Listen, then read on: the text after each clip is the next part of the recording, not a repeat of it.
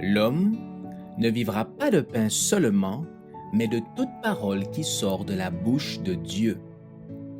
Voici votre moment de méditation quotidienne.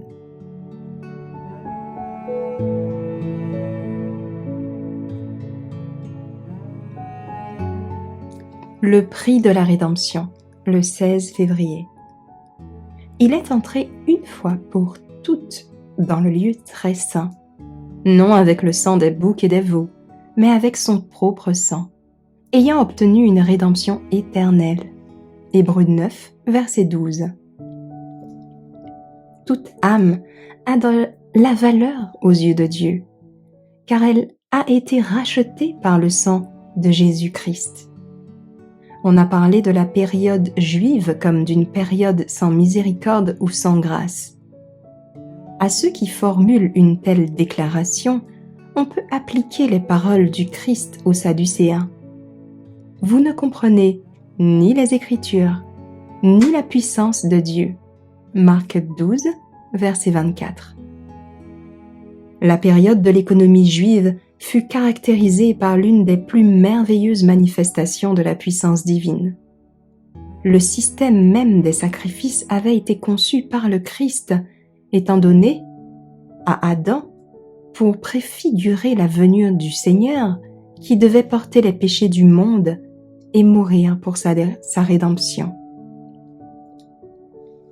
Le sang du Fils de Dieu était symbolisé par le sang des victimes égorgées et Dieu avait donné des indications précises et définies pour qu'on différencie le sang sacré du profane. Le sang était sacré, puisqu'en versant son sang, le Fils de Dieu lui seul pouvait faire expiation du péché. Le sang des victimes était aussi employé pour purifier le sanctuaire des péchés du peuple et symbolisait le sang du Christ, qui seul peut effacer les transgressions. Notre Sauveur déclare qu'il nous a apporté des cieux la vie éternelle comme un don précieux. Il devait subir la croix du calvaire pour attirer tous les hommes à lui. Comment considérons-nous dès lors l'héritage offert par le Christ? La tendresse, l'estime d'autrui, la bonté, la sympathie et l'amour devraient nous caractériser. Efforçons-nous de nous entraider, de nous bénir les uns les autres. Cette œuvre est plus qu'une fraternité humaine. Nous avons à nos côtés l'exaltante présence des anges célestes. Le Christ se proposa de concert avec son Père de ne rien épargner, même si le prix demeurait très élevé pour sauver le pécheur. L'Éternel aurait donné tout le ciel pour cette œuvre de salut qui consistait à restaurer en l'homme l'image de Dieu.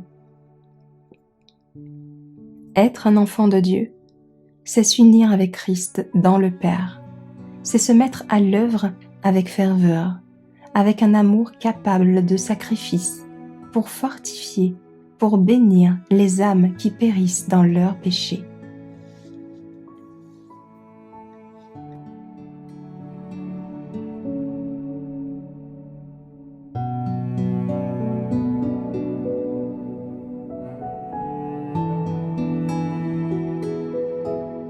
Merci d'avoir écouté cette présentation.